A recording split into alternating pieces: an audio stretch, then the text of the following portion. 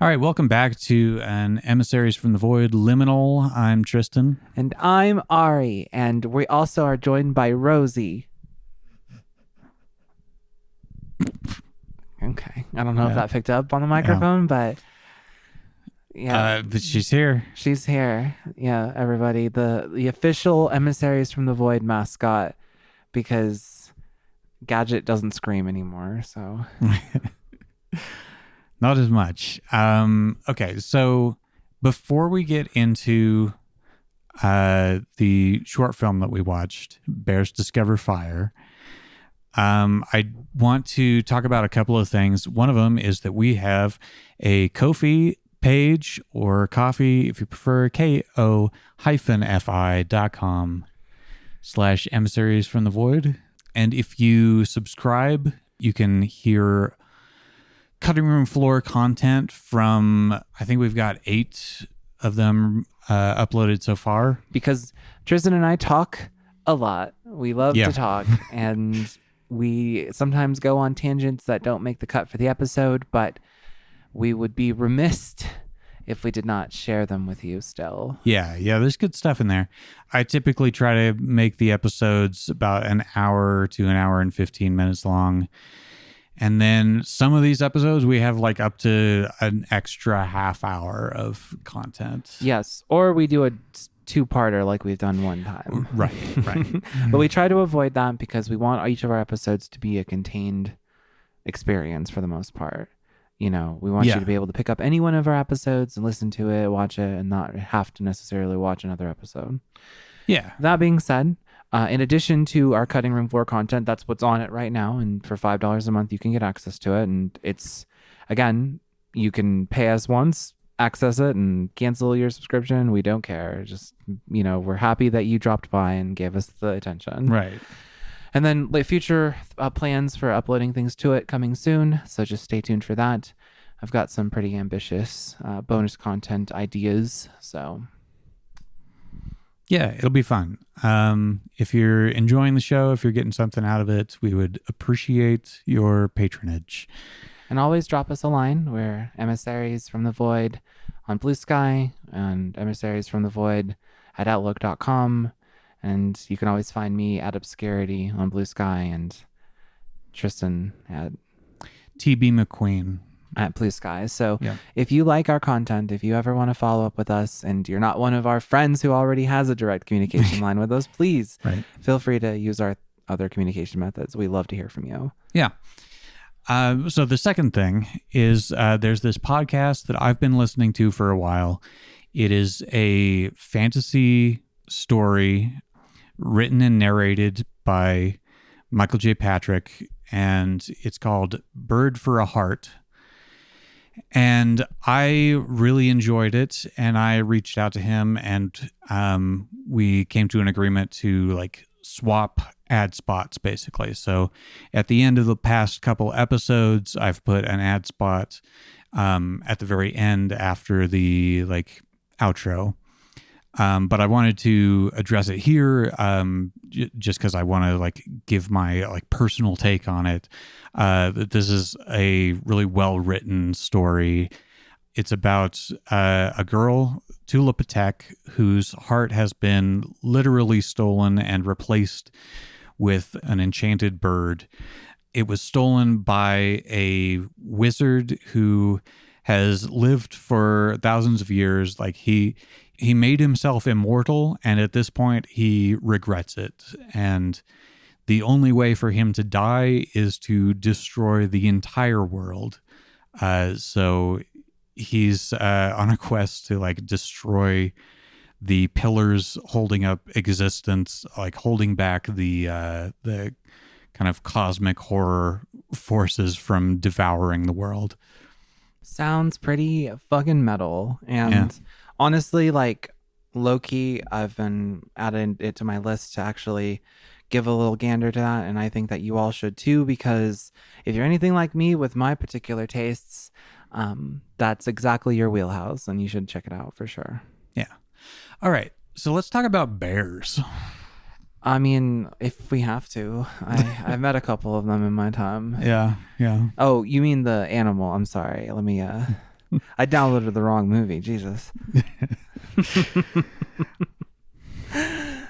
Shout out to a bunch of burly gay men discovering fire for the first time. Yeah.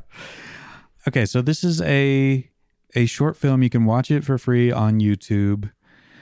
It's called Bears Discover Fire, and it follows a kid who looks like he's around 13 maybe, and he's like coming to live with his uncle. We don't really know the exact circumstances under which that's happening, but his uncle picks him up and is like driving them back to the farm, and they stop to fix a flat tire, and then this bear just kind of wanders out of the woods holding a torch. And they're like, oh, okay. And then they drive away, and Uncle Bobby is like, well, looks like bears have discovered fire. Looks like bears have discovered fire. Yeah, like, I guess what were you supposed to say in that particular circumstance? Yeah, yep, fair. He has a very, like, Midwestern stoicism. I mean, who wouldn't, right? Like, if we're going to put aside for a second the specifics, because we just want to talk about the concept here. If, like, Rosie, I came home and she was cooking fucking, like, risotto on the stove, I don't know if I would react any differently, honestly. I'd be like, well, I guess dogs can do that now, and I'm just gonna move on from that. Like, all right, yeah, I guess. How would you react? Like, if you went home and, you know, one of your cats was making like an intricate, like, beef Wellington or something, like, how would you feel? Yeah, I guess proud. Yeah, all right. I guess you're right. It's Well, I mean, like, what is the proper reaction to that kind of situation? Like, do you freak out? concern. Yeah. I think there could be some concern there. People seem very underwhelmed in this Yeah. film in general, Yeah. like, about everything. It's got that, like, oh, what was that other thing we watched? We watched something else where people, like, seemed just genuinely, like, way too chill about what was going on, and I cannot remember. I cannot remember if that was a conversation we've had on mic or off mic, but Yeah, I don't remember. it's the Star Trek problem, Hmm. you know, where all the actors in Star Trek always act like super stoic and Yeah. not appropriate for the circumstances of their situations. You did mention that in the Hellraiser episode, so maybe that was it. Okay, yeah. Yeah. It's all jumbling together. Yeah. Okay, so yeah, bears have discovered fire, and so yeah, it follows this boy and his uncle, and they're visiting the boy's grandmother, which is the uncle's mother, in this like Retirement home. yeah, basically, retirement assisted living. home. And she's first of all ready to die. Yeah, she says a cold ass line. What was it like? I've got one hand on the gates, and I will not linger here much longer, something like that. Oh god, yeah, that's right. I was like, damn, like I hope I say some cold ass shit like that when I'm about to go. Like, Yeah. So it's just out of place because it's such a, like, elevated line in this movie where most of the dialogue is just pretty, like, normal. right. Yeah, it's got that kind of like, It's got gravitas. yeah, that's a good word for it. Yeah, so the boy is kind of low-key obsessed with these bears, and he's like putting firewood at the edge of the woods because it feels like the neighborly thing to do. And he's picking some berries, and he shows them to his grandma, and she eats one, and she says, "This is something that a bear would like." And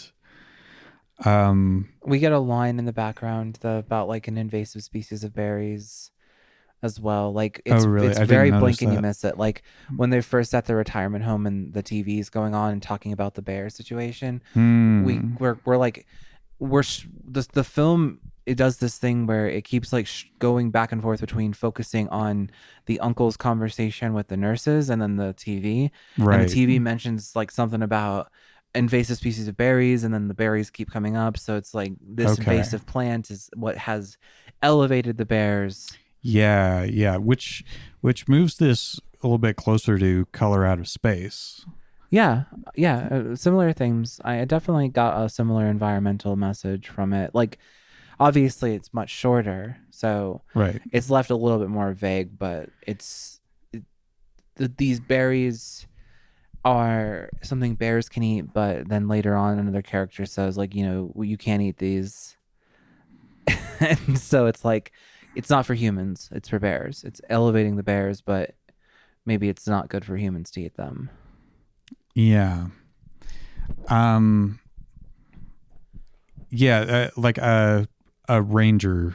I don't know if it would be a park ranger, but um, he says that to Uncle Bobby, Yeah.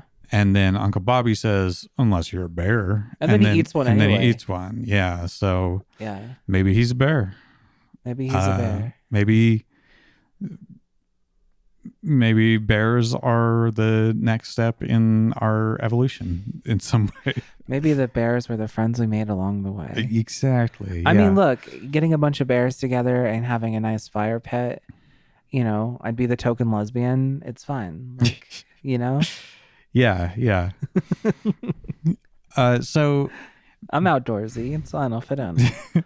basically, the other major thing that happens is that Bobby gets a call that his mother has gone missing from the nursing home, and then the kid. Did they even say his name? They must have. If they have, I've missed it. Yeah. Anyway, he's like, she went to live with the bears, obviously. Yeah, he goes to it. Like his uncle's like, stop, and he's like, no, you just gotta like trust me, bro. Like I know, I have this knowledge. It's like a midnight special situation. Like he just has this knowledge Right. that he just knows. Maybe he's been eating the berries or something, because like he's got like handfuls of them. Yeah. And so maybe like, I don't know, maybe like that's connected him with this, because there seems to be some kind of like unspoken connection. Yeah, yeah, because the grandmother eats a berry and she gets better until she isn't, basically. Yeah, well, yeah. So they go into the woods, and Grandma is in there around the fire pit with these bears, and they sit down and they chill, and then in the morning they're awoken by a like search and rescue team. And there's a single bear hiding in the trees, but all the other bears have like fled, basically. Yeah, yeah. But the grandmother has passed on in the night. So, yeah. I mean, like, it's like the scene with the bears around the campfire is so chill. Like, I just pictured like off screen, they're just passing a fucking blunt around. Yeah. Cause like it's like, the shout out to the people who made this, because they managed to like encapsulate everything that I love about like campfire in the wilderness. Yeah. Like it's such a vibe. Like bears discover dank weed. Yeah. Well, you forget. I mean, yeah, these berries. Like, who knows what these berries are? That's like, true. What is it? It's like, it's a debunked theory, but there's like a theory of like from back in the day that psychedelics were what gave early human ancestors like the initial push. Gotcha. Like, I would say it's pseudoscience, but it is like a fun idea to think about. Like the idea that, as someone who appreciates mushrooms as much as I do, I would say like the idea of like sitting there thinking like, some like Anthropithecus or whatever the fuck, just like chilling in the forest, eats a funky mushroom, and then suddenly they can see God. Like they invent religion, and you know what I mean? Like, yeah. Because other, psychotropic drugs work on other animals. Like if I Yeah. gave Rosie some mushrooms, she would trip balls. It would probably really fuck her stomach up because Yeah. Yeah. every animal's digestive tract is different, but still, I kind of got a lot of that from this. Like, you Yeah. know, it's again, audience, I'm not saying that this is something that Ari believes has happened, but Right. when watching this film, I could not help myself but think about the idea Yeah. of this idea that humanity was ascendant because we consumed hallucinogenic drugs. Yeah. Yeah. And if and even if that's not the case, humanity has a long track record with hallucinogenics. Yeah. Like traditional shamanic medicine from all over the world utilizes different things. Like even if you go back to like Hellenistic Greece, where the oracles, they would breathe in volcanic fumes that would make them fucking trip balls. Like, yeah. Humans have been tripping balls and building our society on the foundation of the people who trip balls for a really long time. Like, we're in a very weird phase of our existence where the people who are spiritual guidance are not tripping balls all the time. Like, you know what I'm like? It's very strange because like historically, classically, the shamans, the magic people, all that stuff, they were always on drugs. And now we're in an environment where like all of our religious leaders are like sober and chaste, and it's just a very interesting change of how we relate to these substances. Yeah. Yeah, and there's also like I should say I live in a decriminalized state for these things. Right. So like ultimately it's a little different. Like I don't think you should like be doing them and risking ridiculous punishments for them, but it's just different here. It's easier to get your hands on them. And there are legal alternatives that work about as well as you would expect. Still, my point though is that elevation because you're consuming some other thing is a very strong role, like plays a very essential role in this story because the bears are eating the berries. Yeah, and there's also like theories about LSD and kind of authoritarianism and I kind of that's one of the main reasons that it's as criminalized as it is. Well, yeah, because like what I got from this, and like the vibe of hallucinogenics is very strong because the bears are all around the fire. There's a strong sense of community and like bonding. Like they can cross the kid and the bear cross a special communication barrier in this film. The act of offering up firewood to the bears, I feel that's what this makes it a very positive movie. This movie is very optimistic. Yes. But like the whole vibe is just like, you and your friends took a bunch of fucking mushrooms in the woods and you're just vibing and your friends are bears, like your friends are bears. Like that can happen when you're on mushrooms. Like your friends are something that they're not normally, but you've broken down your inhibitions and your barriers and barriers. Yeah, that's what this is called, breaking down barriers. That's what this episode's going to be called now. But will it be spelled like bear or like berry? Could go either way. Anyway. Hey audience, in the future, let me know if you would rather the title be spelled even though it's already been made as a decision. We'll go back and edit it. We can. I can change the titles. Yeah. So okay. Yeah, so it's like an evolution or an ascension, but it's also a return to kind of primitive communalism. Yeah, like how in Mad God, when we talked about like the layers of like the mind and how we reach a certain point where we hit this like basal technological state where it's like, right? And if you could think of like the most basal technology that everybody would recognize, it's the invention of fire. Like Right. in like obviously like stone tools came first. It pretty clear, like we have pretty strong evidence that like stone tools came before fire, but people don't think about that. People think about fire. Like the thing that makes humans different is that we can wield fire.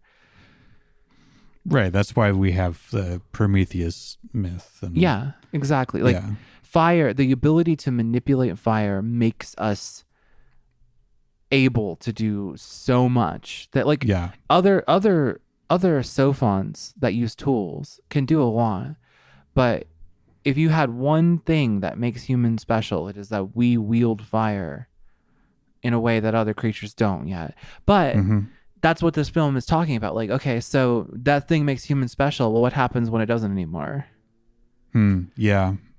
Like, yeah, what happens if a bear walks out of the woods holding a lit torch? How are you going to feel about that? Like, I think the boy having a positive reaction shows that the creators of this film have a very optimistic idea about that. Yeah. You know, but there is this common trope that gets brought up a lot that like if aliens showed up, we would just kill them. Yeah. Like that's the cynical side of things.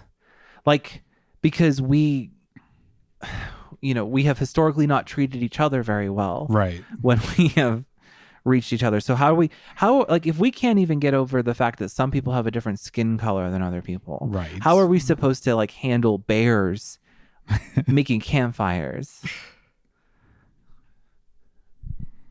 And they're doing it very responsibly, to be fair. Yeah, exactly. Like they're doing the like the A-shape campfire setup. Like they don't have a fire pit going, so they need to get some rocks in around there just in case to catch some stray embers. They are doing it.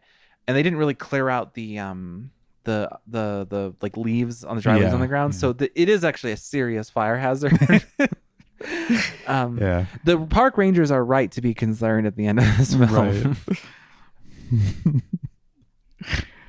What do you think about the boy's relationship to his father, who is not present at all in the movie and seemingly barely present in the boy's life? Yeah, like he was supposed to pick up the boy and then forgot him. Like that's what the uncle says. Like, oh, your dad forgot you again. Well, I think the uncle was supposed to pick him up there, but the dad just like didn't bother to wait with him. I think that's what he was saying. Oh, okay. Well, same difference. Like, it's, you know, like it is interesting because we have like generational responsibility in this film. As another theme. So like I'm having a hard time honestly parsing the bears stuff with the generational responsibility. Yeah. Cause like, you know, obviously it's all one big fucking metaphor for stuff, right? But like, so the father is not being responsible with his son, but the uncle is being responsible with his mother, and he's taking an active role in trying to like make sure she's comfortable and going to see her, like driving a significant ways to go see her. Like clearly they have to drive like a really long way to get to wherever she's at because like it's nighttime when they start driving, and then it's the day when they get there again, and then they are on their way back and it's nighttime again. So like clearly he's going way the fuck out of his way to like help his mom. But she's also close enough that she walked to the same woods that they have by their house. I don't know. Like, look, the time is distorted in this film. That's true. But my point is, though, is that there's a lot of effort that he's taking. So he is a responsible person. Like the child is responsible for the parent, but then the opposite, where the parent is not being responsible for the child. Like, so there's a interplay between those two things. The difference between taking responsibility for the generational responsibilities of you being a child of someone, and then not taking responsibility for your own child, which is arguably worse because kids do not have an obligation to their parents. Parents have an obligation to their children. But yeah, I wonder if there's something like, you know, this kid's father more or less abandoned him, and you know, maybe that's like humanity in general. He feels kind of betrayed by, which is a big mood right now. Feeling like older generations have left us to fucking boil in the oceans. Right. Yeah, like it's like we are responsible for dealing with all of the shit of the older people, and like they've left us with Texas-sized masses of plastic in the ocean. Right. Yeah. And so like when these bears show promise, then the kid's like, okay, well, bears all the way. You know? Like it's not even a question. Let somebody else take over. Yeah, he's ready. Like that kid is like, oh, bears? Okay, yeah, fuck yeah. I'm for it. And honestly, yeah, like I'm also on Team Bear because, like, you know, bears are a thing of the natural world. So, you know, the natural world is being warped in the face of this ecological contaminant that has been introduced, this invasive species, and it's uplifting the bears to be smarter and to be more social and capable. And even when the kid's grandmother takes the berry, it seems to give her vigor again, even though she dies shortly afterwards. Yeah. So it's like we so much of what we do is focused around death denial. Like I've talked about that before. Like the knowledge that we will die shapes so much about how we act in the world. Yeah. And so there's something to be said about her being free of that. She's like, I'm ready to go. And then she gets to have this really powerful, enjoyable moment with this, with the natural world. She's making peace with nature by hanging out with these bears. And then she dies. Like she's like, okay, I've made my peace, and then I've passed on. And it's not seen as something that's bad. She's sitting there almost as if she's asleep. She's restful. Yeah. And it's a good thing that she's passed. Like she's done. She didn't need more time. So, you know, because like the quest for immortality, something that we didn't even talk about when we talked about Holy Mountain, but like the quest for immortality in and of itself is a rejection of the natural world. It is a desire to linger and to step outside of our place. And that could be seen as an immoral stance of mindset to take, you know, like the bears are the good thing in this world. They're the natural world. It is being altered by humanity, but it's almost better than us because it's kept that acceptance. It hasn't been corrupted yet. Yeah. Yeah. And who knows, like these bears could be corrupted, but for now it's innocent, it's pure, it's beautiful and serene. Yeah. Let's go camping with some bears. Yeah, let's go camping with some bears. Fuck yeah. Let's do it. All right. We'll be back next week with Only Lovers Left Alive, which after watching this film has worked its way onto my top 10 movie list. So I'm very excited for this episode. It's pretty great. So yeah, watch that in the meantime. If you want to kind of play along, as it were.